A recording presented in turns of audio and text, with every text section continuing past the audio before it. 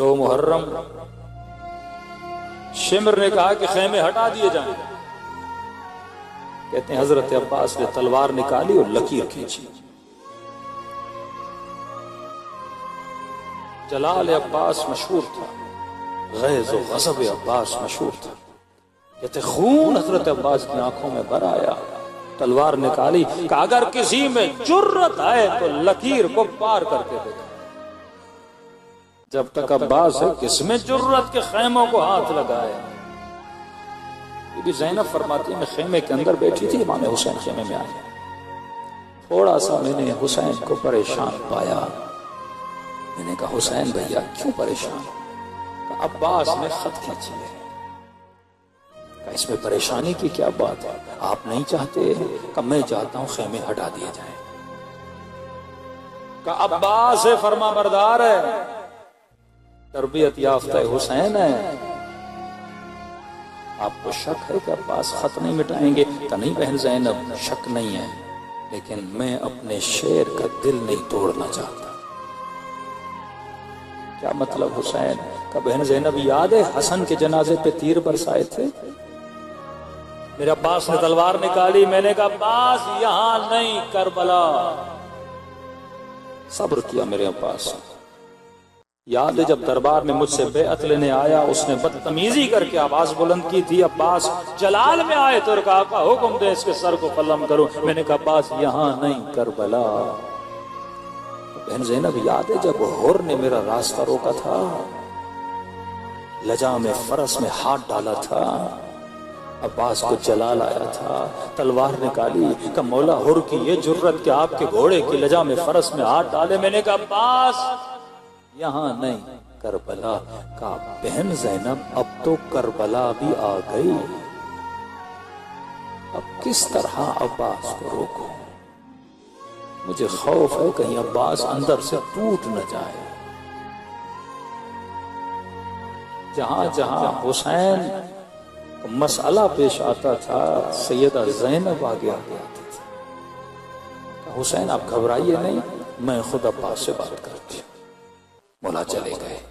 فضا کو بھیجا جاؤ عباس کو بلا کے لاؤ. فضا کہتی ہے میں نے کیا دیکھا؟ غازی عباس نہر فرات کے کنارے پہ کھڑے ہیں، غیظ و غضب، ماتھے پہ پسینہ، آستینیں چڑھی ہوئی اور ہاتھ میں تلوار، اور دشمن کو للکار رہے ہیں کسی میں جرت آگے آئے. اتنے میں فضا نے آواز دی. عباس نے مڑ کے دیکھا، خیام حسینی سے کنیز کی آواز آئی. اشارہ کیا وہیں کھڑی ہو جاؤ، ایسا نہ ہو یہاں نام محرم ہے کوئی میری بہن کی نام سن لے. فضا کہتی ہے میں کھڑی ہو گئی. حضرت عباس نے آنا شروع کیا. اب جب آ رہے تھے تو میں نے دیکھا آنکھوں میں خون بھرا ہوا، ماتھے پہ پسینہ، آستینیں چڑھی ہوئی. کہ جی اماں فضا، آقا زادی زینب بلا رہی ہے، تربیت دیکھنا.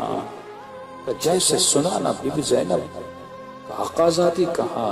کہ عباس نے آستینوں کو سیدھا کرنا شروع کی، ماتھے کا پسینہ پوچھا، تلوار کو نیام میں ڈالا.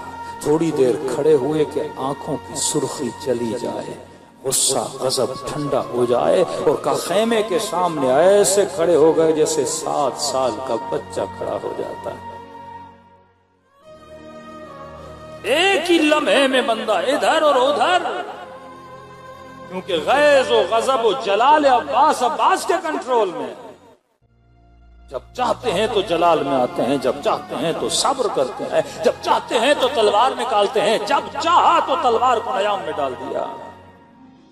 علی ہیں اور اولاد علی ہیں، یہ تربیت یافتہ گھرانہ ہے. دنیا کن بحثوں میں پڑی ہے کہ علی کو بھی مانو، علی کے دشمن کو بھی مانو. ہم نہ تاریخ میں جاتے ہیں نہ ہسٹری میں جاتے ہیں. بات تربیت کی اور بات انسان کی ہے. علی نے معاشرے کو حسن و حسین دیے، دشمن علی نے معاشرے کو یزید دیا. یزید اپنی تربیت سے بتا رہا تھا کہ میری تربیت کس نے کی ہے. حسین اپنی تربیت سے بتا رہا ہے کہ میرا تربیت کرنے والا کون ہے.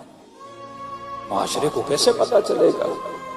صرف مولا علی نہیں، حسین نے معاشرے کو علی زین العابدین دیا، حسین نے معاشرے کو اکبر دیا، حسین نے معاشرے کو علی اصغر دیا، حسن نے معاشرے کو قاسم دیا. اہل بیت کے دشمنوں نے وہ کون سا فرد تربیت کر کے معاشرے کو دیا ہے؟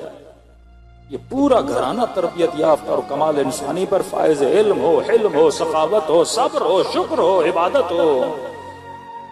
آج بچوں سے پتا چلتا ہے نا کہ باپ کیسا تھا، تربیت سے پتا چلتا ہے نا مربی کیسا تھا۔ اہل بیت کے گھرانہ اٹھا کر دیکھو۔ عباس کھڑے ہو گئے، کہا آقا زادی کوئی کام تھا؟ بی بی زینب نے کہا پاس اندر آ جاؤ۔